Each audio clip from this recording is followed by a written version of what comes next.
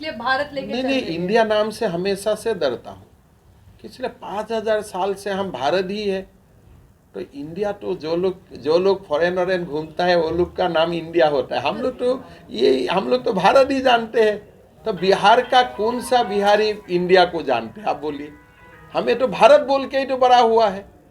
तो थोड़ा थोड़ा कोई लोग इंडिया जानते हैं। लालू जी का ही तो आप वक्तव्य सुना है कि कोई कोई लोग इंडिया दिल्ली में बैठता है। तो भारत तो हम लोग सब लोग हैं। तो उस विषय में तो मैं और लालू जी एक हूँ। नमस्कार, आप न्यूज़ फाउंडेशन देख रहे हैं। मैं हूं आपके साथ वंदना। असम के मुख्यमंत्री हेमंत बिस्वा शर्मा ने क्यों कहा कि हमें इंडिया से डर है। पहले हम आपको उनके बयानों को सुनवाते हैं कि आखिर वह किन बातों को लेकर के इस तरह से बयान दिए हैं। अलायंस बोल के कोई शब्द नहीं है। अगर ए का पीछे पकड़ लेता है फिर अलायंस कहाँ आ जाता है? तो इंडी अलायंस का बारे में आप शायद पूछ सकता है। तो मैं इसरो को निवेदन करूंगा एक बड़ा चंद्रयान बने और सबको घुसा के ऊपर भेज दे, झमेला खत्म। देश से बोझ कम हो जाएगा। जो अपोजिशन पार्टी है उनका कहना है कि भाजपा अब इंडिया नाम से डर गई है, इसलिए भारत लेके नहीं चल नहीं, रही है। इंडिया नाम से हमेशा से डरता हूँ। पिछले 5000 साल से हम भारत ही है। तो इंडिया तो जो लोग फॉरेन वॉरेन घूमता है वो लोग का नाम इंडिया होता है। हम लोग तो भारत ही जानते हैं। तो बिहार का कौन सा बिहारी इंडिया को जानते हैं आप बोलिए? हमें तो भारत बोल के ही तो बड़ा हुआ है। तो थोड़ा थोड़ा कोई लोग इंडिया जानते हैं। लालू जी का ही तो आप वक्तव्य सुना है कि कोई कोई लोग इंडिया दिल्ली में बैठता है। तो भारत तो हम लोग सब लोग हैं। तो उस विषय में तो मैं और लालू जी एक हूँ। सर अगर ये पूरा पृथ्वी में कोई एक ही सत्य है वो सनातन ही है।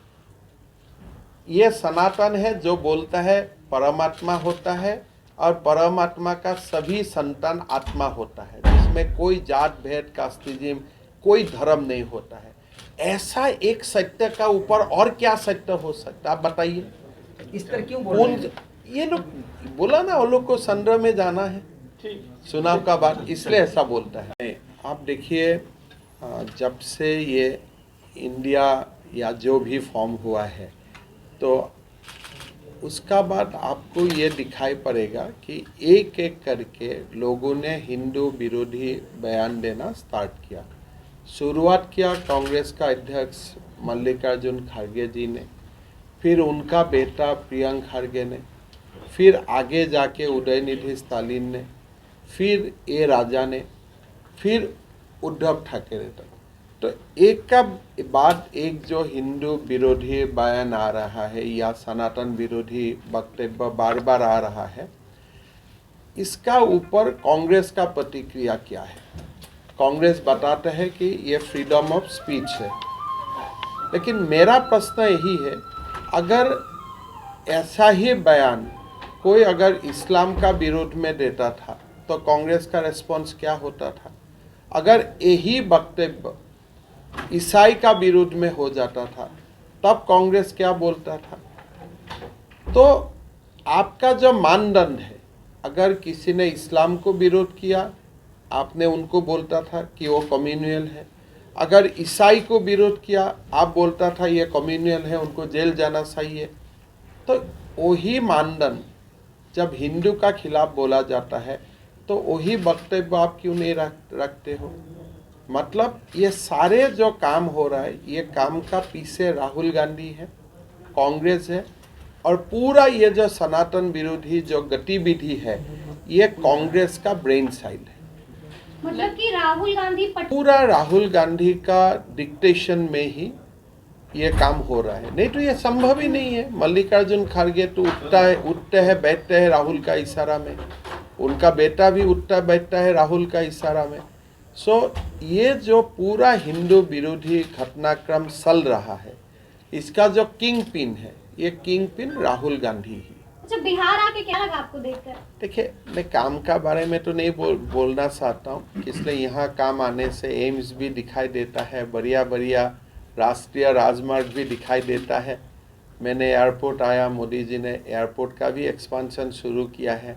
तो मुझको तो दिखाई नहीं देगा कौन सा काम किसने किया, लेकिन जो भी किया है नीतीश जी तो बीजेपी का गोद में ही था। अगर कुछ हुआ है वो तो बीजेपी का कारण ही हुआ है।